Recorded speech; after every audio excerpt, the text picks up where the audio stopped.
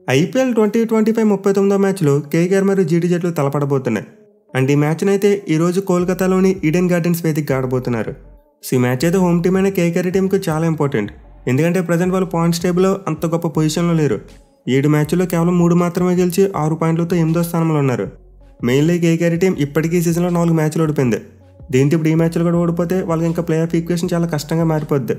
Next మ్యాచెస్లో 90% మ్యాచ్లు గెలవాలని ఒత్తిడి పెరిగిపోద్ది. సో ఈ మ్యాచ్లో విక్టరీ అయితే కేకేఆర్ టీంకి చాలా ఇంపార్టెంట్. వేరాజ్ గుజరాత్ టీం చూసుకుంటే వాళ్ళు ఆల్రెడీ చాలా వరకు కంఫర్టబుల్ పొజిషన్లో ఉన్నారు. ఇన్ఫ్యాక్ట్ పాయింట్స్ టేబుల్లో టాప్లో ఉన్నారు. సో గుజరాత్ టీం ఈ మ్యాచ్లో ఓడిపోయిన వాళ్ళు ప్లే ఆఫ్ అవకాశాలు మరీ ఎక్కువగా దెబ్బతిన్నాం. బట్ వాళ్ళైతే ఖచ్చితంగా ఎర్లీగానే ప్లే ఆఫ్స్కి వెళ్ళాలని చూస్తారు. పైగా ప్రజెంట్ కేకేఆర్ టీంతో కంపేర్ చేసుకుంటే గుజరాత్ టీం అద్భుతమైన ఫామ్లో ఉంది. సో ఖచ్చితంగా ఈ మ్యాచ్లకి అయితే గుజరాత్ వాళ్ళే ఫేవరెట్స్గా బరిలోకి దిగుతారు. అయితే సీజన్లో మనం ఆల్రెడీ 7 మ్యాచ్లో కేకేఆర్ టీం యొక్క ప్యాటర్న్ చూసాం. ఒక మ్యాచ్లో ఓడిపోతున్నారు, వెంటనే మరో మ్యాచ్లో గెలుస్తున్నారు. సో ఈ విధంగా ఈ సీజన్ ఒక ఓటమితో స్టార్ట్ చేసి ఆల్టర్నేటివ్గా మ్యాచ్లు గెలుస్తూ వచ్చారు. అండ్ ఇప్పుడు ఆ సీక్వెన్స్ ప్రకారం చూసుకుంటే ఈ మ్యాచ్లో కోల్కతా టీం గెలవాలి. బట్ బలమైన గుజరాత్ టీంకి ఎగనెస్ట్గా వాళ్ళు గెలవగలరా? Mainly GT star batsmen Jos Buttler KKR టీంని చాలా కలవర పెడుతున్నాడు. అతనికి ఈ గ్రౌండ్లో కేకేఆర్ టీం మీద మామూలు రికార్డ్ లేదు. సో దీని గురించి అయితే వీడియోలో కాస్త ముందుకెళ్ళగా మాట్లాడుకుందాం. ప్రజెంట్ 2 జట్ల యొక్క హెడ్ స్టాట్స్ చూద్దాం. సో ఇప్పటివరకు అయితే ఐపీఎల్ 2 జట్లు కేవలం 4 మ్యాచ్లో మాత్రమే తలపడ్డాయి. అండ్ ఈ 4 మ్యాచ్లో కేకేఆర్ టీం 1 మ్యాచ్లో గెలిస్తే గుజరాత్ టీం 2 మ్యాచ్లో గెలిచారు. మరో మ్యాచ్లో ఫలితం రాలేదు. సో ఆబ్వియస్లీ 2 జట్ల మధ్య ఇప్పటివరకు ఎక్కువగా ఫేస్ ఆఫ్ జరగలేదు. ఇన్ఫాక్ట్ ఫుల్గా జరిగిన మ్యాచ్లు చూసుకుంటే 3 జరిగాయి.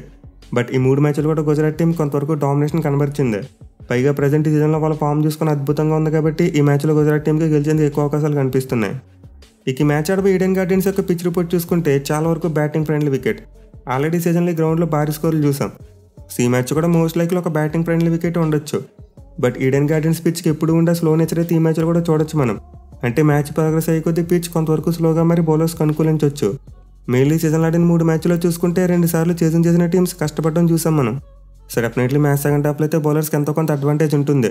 మెయిన్లీ స్పిన్ బౌలర్స్ ఖచ్చితంగా ప్లేలోకి వస్తారు. బట్ ప్రైమరీగా చూసుకుంటే మాత్రం పిచ్ అయితే చాలా వరకు బ్యాటింగ్ అనుకూలిస్తుంది. పైగా ఇక్కడ బౌండరీస్ కూడా కొంతవరకు షార్ట్గా ఉంటాయి. సో దీంతో మోస్ట్లీ 180 మరియు 200 మధ్య అయితే మనం స్కోర్స్ చూడొచ్చు. ఇన్ఫాక్ట్ ఎక్సెస్ ఆఫ్ 200 వచ్చినా సరే మనం ఆశ్చర్యపోవడం లేదు. ఇక ఈ గ్రౌండ్ యొక్క స్టాట్స్ విషయానికి వస్తే మొత్తం 96 ఐపీఎల్ మ్యాచెస్ జరిగాయి. అండ్ ఈ 96 మ్యాచ్లో ఫస్ట్ బ్యాటింగ్ చేసిన టీం 40 మ్యాచ్లో గెలిస్తే చేసిన టీమ్స్ 56 మ్యాచ్లో గెలిచాయి. అలాగే గ్రౌండ్లో ఫస్ట్ ఇన్నింగ్స్ యావరేజ్ స్కోర్ చూసుకుంటే 164 రన్స్గా ఉంది. సో క్లియర్లీ స్టాట్స్ బట్టి గ్రౌండ్లో అయితే చేసిన టీమ్స్కి అడ్వాంటేజ్ కనిపిస్తుంది. బట్ ఈ సీజన్లో చూసుకుంటే మాత్రం ఆడిన 3 మ్యాచ్ల్లో 2 సార్లు ఫస్ట్ బ్యాటింగ్ చేసిన టీమ్సే గెలిచాయి. సో దీంతో గ్రౌండ్లో ఫస్ట్ బ్యాటింగ్ చేయడం అనేది కూడా అంత బ్యాడ్ ఆప్షన్ ఏమీ కాదు. బట్ ఐడియల్గా చూసుకుంటే మాత్రం ఆ డ్యూ ఫ్యాక్టర్ వల్ల కొంతవరకు చేసింగ్కి ఎక్కువగా అనుకూలిస్తుంది. సో దీంతో మ్యాచ్లో టాస్ గెలిచిన కెప్టెన్ మోస్ట్ లైక్లీ ముందుగా ఫీల్డింగ్ చేయడానికి ప్రిఫర్ చేస్తారు. ఇక ఈ గ్రౌండ్లో అయితే కేకేఆర్ టీంకి చాలా మంచి రికార్డు ఉంది. ఇన్ఫాక్ట్ వాళ్ళకి ఒక కంచుకోవడం చెప్పుకోవచ్చు. బట్ ఈ ఏడాది చూసుకుంటే మాత్రం ఆ టీం ఆడిన 3 మ్యాచ్లో 2 ఓడిపోయారు. సో ఏడాది అయితే కేకేఆర్ టీంకి ఈడెన్ గార్డెన్స్ అంతలా వచ్చి రావట్లేదు. ఇన్ఫాక్ట్ ప్రజెంట్ ఈ సీజన్లో వాళ్ళ ఫామ్ అంత మంచిగా లేదు. పైకి గ్రౌండ్లో చూసుకుంటే గుజరాత్ టైటన్స్ టీంకి అద్భుతమైన రికార్డు ఉంది. కోల్కతాతో ఈ గ్రౌండ్లో ఆడిన 1 మ్యాచ్లో గెలిచేశారు. అండ్ ఆల్సో ఓవరాల్గా గ్రౌండ్లో 2 మ్యాచెస్ ఆడితే 2 మ్యాచెస్లో కూడా గెలిచారు. ఇన్ఫాక్ట్ ఈ గ్రౌండ్లో గుజరాత్ పేరు ఉన్న టీం ఇప్పుడు కూడా మ్యాచ్లో ఓడిపోలేదు. ప్రీవియస్గా గుజరాత్ లయన్స్ అనే టీంని చూసాం. అండ్ వాళ్ళు కూడా ఈ గ్రౌండ్లో 2 మ్యాచ్లు ఆడితే 2 గెలిచేశారు. So present Gujarat Titans team form బాగుంది. అలాగే గ్రౌండ్లో రికార్డ్ చూసుకుని అద్భుతంగా ఉంది. దీంతో మోస్ట్ లైక్లీ వాళ్ళే మరోసారి ఈ మ్యాచ్లో డామినేట్ చేసేందుకు ఎక్కువ అవకాశాలు ఉంటాయి. ఇక మ్యాచ్ యొక్క వెదర్ రిపోర్ట్ విషయానికి వస్తే వర్షం పడడానికి ఏమీ లేదు. మనమైతే ఫుల్ మ్యాచ్ని ఎటువంటి బ్రేక్స్ లేకుండా చూడొచ్చు. అయితే టీమ్స్ విషయానికి వస్తే మాత్రం కోల్కతా టీం ప్రజెంట్ చాలా స్ట్రగుల్ అవుతుంది. మనం ఆల్రెడీ లాస్ట్ మ్యాచ్లు చూసాం. వాళ్ళైతే పీబీకేఎస్ టీం మీద ఒక చిన్న టార్గెట్ని కూడా చేయలేకపోయారు. సో ప్రస్తుతానికైతే కోల్కతా బ్యాటింగ్ చాలా స్ట్రగుల్ అవుతుంది. ఎస్పెషల్లీ సీజన్లో స్పిన్నర్స్ ఆడేందుకు చాలా ఇబ్బంది పడుతున్నారు. కేవలం వాళ్ళ కెప్టెన్ రాహనేతో పాటు వెంకటేష్ అయ్యర్ మాత్రమే కాస్త కూస్తో ఫామ్లో ఉన్నారు. కానీ మిగతా బ్యాట్స్మెన్ చూసుకుంటే అనుకున్న స్థాయిలో రాణించలేకపోతున్నారు. సో కేకేఆర్ టీంకి అయితే ఈ సీజన్లో కాస్త కూస్తో రన్స్ వచ్చినవి టాప్ ఆర్డర్ దగ్గర నుండే. కానీ మిడిల్ ఆర్డర్ దగ్గర నుంచి చూసుకుంటే ఎక్కువగా కంట్రిబ్యూషన్ రావట్లేదు. మెయిన్లీ రింకు సింగ్, రసెల్ మరియు రమన్దీప్ సింగ్ ఈ ముగ్గురు చాలా స్ట్రగుల్ అవుతున్నారు. రసెల్ అయితే అసలు రన్సే కొట్టట్లేదు. సో ఈ మ్యాచ్లో అయితే వాళ్ళంతా ఫామ్లోకి రావాలి. అలాగే క్వింటన్ డికా కూడా కొంతవరకు ఇన్కన్సిస్టెంట్గా ఆడుతున్నాడు. సో ఈ మ్యాచ్లో అయితే కేకేఆర్ టీం గెలవాలంటే వాళ్ళ బ్యాట్స్మెన్ ఫామ్లోకి రావాలి. అదర్వైజ్ వాళ్ళు ఈ మ్యాచ్లో గెలవడం చాలా కష్టం. ఇక బౌలింగ్ విషయానికి వస్తే కొంతవరకు పర్వాలేదు. వాళ్ళ బ్యాటింగ్తో కంపేర్ చేసుకుంటే కాస్త బెటర్గా పెర్ఫామ్ చేస్తున్నారు. మెయిల్ ఎప్పట్లోనే స్పిన్నర్స్ కేకేఆర్ టీం యొక్క బౌలింగ్ను ముందుండి నడిపేస్తున్నారు. పైగా వాళ్ళు ఆడిన లాస్ట్ 2 మ్యాచెస్లో చూసాం అపోనెంట్ టీం యొక్క స్కోర్ను కనీసం 120 కూడా దాటడం లేదు. సో క్లియర్లీ కేకేఆర్ బౌలర్స్ అయితే చాలా మంచి ఫామ్లో ఉన్నారు. ఇన్ఫాక్ట్ లాస్ట్ మ్యాచ్లో ఎండ్రిక్ నోకెల్ లాంటి ఒక ఎక్స్పీరియన్స్ ఉన్న బౌలర్ రావడంతో వాళ్ళ బౌలింగ్ యూనిట్ మరింత బలపడింది. సో నాకైతే కేకేఆర్ టీంకి బౌలింగ్ విషయంలో పెద్దగా ప్రాబ్లమ్స్ లేవు. వాళ్ళైతే ఆల్మోస్ట్ 3 పేజెస్లో కూడా మంచిగానే బౌలింగ్ చేస్తున్నారు. కేవలం వాళ్ళ బ్యాటింగే బిగ్గెస్ట్ ప్రాబ్లం. బట్ ఎనిమిది మ్యాచ్ కోసం కేకేఆర్ టీం తమ ప్లేయింగ్ లెవెన్లో ఎలాంటి మార్పులు చేయకపోవచ్చు. తమ లాస్ట్ మ్యాచ్లో ఓడిపోయినప్పటికీ ఈ మ్యాచ్ కోసం ప్లేయింగ్ లెవెన్లో ఎలాంటి మార్పులు చేసుకోకుండా వచ్చేందుకు ఎక్కువ అవకాశాలు ఉన్నాయి. ఇక గుజరాత్ టీం విషయానికి వస్తే వాళ్ళైతే హై ఆన్ కాన్ఫిడెన్స్. మళ్ళీ తమ లాస్ట్ మ్యాచ్లో బలమైన ఢిల్లీ లాంటి టీంను కూడా ఓడించారు. So present Gujarat Titans team అయితే చాలా మంచి ఫామ్లో ఉంది. వాళ్ళ బ్యాటింగ్ మరియు బౌలింగ్ రెండు డిపార్ట్మెంట్స్ కూడా బాగా రాణిస్తున్నాయి.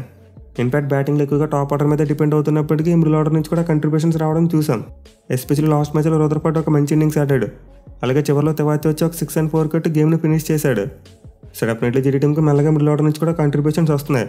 కానీ వాళ్ళకి హెవీ సపోర్ట్ మాత్రం టాప్ ఆర్డర్ దగ్గర నుండే వస్తుంది. మెయిన్లీ సాయి సుదర్శన్ మరియు జాస్ బట్లర్ వీళ్ళిద్దరైతే అద్భుతమైన ఫామ్లో ఉన్నారు. శుభ్మన్ గిల్ కొంతవరకు రన్స్ కొట్టలేకపోతున్నప్పటికీ ఇద్దరు మాత్రం ఆల్మోస్ట్ కన్సిస్టెంట్గా ప్రతి మ్యాచ్లో రన్స్ కొడుతున్నారు. సో మరోసారి అయితే గుజరాత్ టీంకి వాళ్ళ టాప్ ఆర్డర్ చాలా కీలకంగా మారుతుంది. మెయిన్లీ ముందు చెప్పినట్టు ఈ మ్యాచ్లో జాస్ బట్లర్ వాళ్ళకి చాలా కీలకం. ఎందుకంటే అతనికి కేకేఆర్ టీం మీద అద్భుతమైన రికార్డు ఉంది. మెయిన్లీ గ్రౌండ్లో 2 సెంచరీలు కొట్టాడు. అలాగే ప్రీవియస్గా ఆల్మోస్ట్ ప్రతి కేకేఆర్ బౌలర్ని కూడా డామినేట్ చేశాడు. ఇన్ఫాక్ట్ లాస్ట్ ఇయర్ అయితే ఆర్ఆర్ టీం తరపున అయితే 20 చేత్తో మ్యాచ్ని గెలిపించడం చూసాం. సో ఈ మ్యాచ్లో అయితే జాస్ బట్లర్ గుజరాత్ టీంకి ఒక అతిపెద్ద వెపన్. మరి ముఖ్యంగా వాళ్ళ బ్యాట్స్మెన్ స్పిన్ బౌలింగ్ని చాలా బాగా ఆడుతున్నారు. ఈ సీజన్లో స్పిన్ బౌలింగ్ అగైనెస్ట్ అన్ని టీంల యొక్క బ్యాటింగ్ కంపేర్ చేసుకుంటే బెస్ట్ యావరేజ్ మరియు బెస్ట్ స్ట్రైక్ రేట్ రెండు కూడా గుజరాత్ టీం దగ్గర ఉన్నాయి. దీంతో అయితే ఈ మ్యాచ్లో కేకేఆర్ స్పిన్నర్స్కి మరి గుజరాత్ బ్యాట్స్మెన్కి మధ్య ఒక మంచి బ్యాటిల్ చూడొచ్చు. ఇక బౌలింగ్ విషయానికి వస్తే గుజరాత్ టీం బౌలింగ్ కూడా చాలా మంచి ఫామ్లో ఉంది. Mainly present purple cap holder ఈ టీం దగ్గర ఉన్నాడు. ప్రసిద్ధి కృష్ణ 14 వికెట్లు తీసుకున్నాడు. అండ్ అతనైతే ఈ సీజన్లో ఫస్ట్ మ్యాచ్ తప్పిస్తే మిగతా అన్ని మ్యాచ్లో కూడా వికెట్లు తీశాడు. అలాగే చాలా పొదుపుగా బౌలింగ్ చేశాడు. ఈ సీజన్లో అయితే ప్రసిద్ధి కృష్ణ ఒక డిఫరెంట్ జోన్లో కనిపిస్తున్నాడు. అలాగే సిరాజ్ దగ్గర నుండి చూసుకున్న మంచి పెర్ఫార్మెన్స్ వస్తుంది. లాస్ట్ మ్యాచెస్లోనే కొంతవరకు రన్స్కి వెళ్ళాడు. ఇక మూడో పేసర్ హర్షద్ ఖాన్ కూడా చాలా మంచి పెర్ఫార్మెన్స్ అయితే ఇస్తున్నాడు. అయితే స్పిన్ డిపార్ట్మెంట్లో మాత్రం రషీద్ ఖాన్ తన రేంజ్ పెర్ఫార్మెన్స్ ఇవ్వలేకపోతున్నాడు. కేవలం సాయి కిషోర్ మాత్రమే స్పిన్ బారాన్ని ఎక్కువగా మోస్తున్నాడు. మెయిన్లీ మ్యాచ్ కోసం గుజరాత్ టీం తమ స్పిన్ స్ట్రెంత్ని ఇంకా పెంచుకోవచ్చు. ఎందుకంటే ఈ మ్యాచ్ ఆడబోయే పిచ్ స్లోగా ఉంటుందని చెప్పుకున్నాం. At the same time KKR లైనప్లో చూసుకుంటే చాలామంది లెఫ్ట్ హ్యాండ్ బ్యాట్స్మెన్ ఉన్నారు. దీంతో గుజరాత్ టీం ఈ మ్యాచ్లో తమ ప్లేయింగ్లో ఒక మార్పు చేయొచ్చు. అదేంటంటే ఇషాంత్ శర్మ ప్లేస్లో సుందర్ని మళ్ళీ వెనక్కి తీసుకొచ్చేందుకు అవకాశాలు ఉంటాయి. బట్ ఎనివే లాస్ట్ మ్యాచ్లో ఇషాంత్ శర్మ కూడా చాలా బాగా బౌలింగ్ చేశాడు. దీంతో వాళ్ళు తమ ప్లేయింగ్ లెవెల్ ఎలాంటి మార్పులు చేయకుండా వచ్చినా సరే మనమైతే ఆశ్చర్యపోనవసరం లేదు. ఇక ఈ మ్యాచ్లో ప్లేయర్ బ్యాటిల్స్ విషయానికి వస్తే the one and only most important battle Jos Buttler versus Sunil Narine.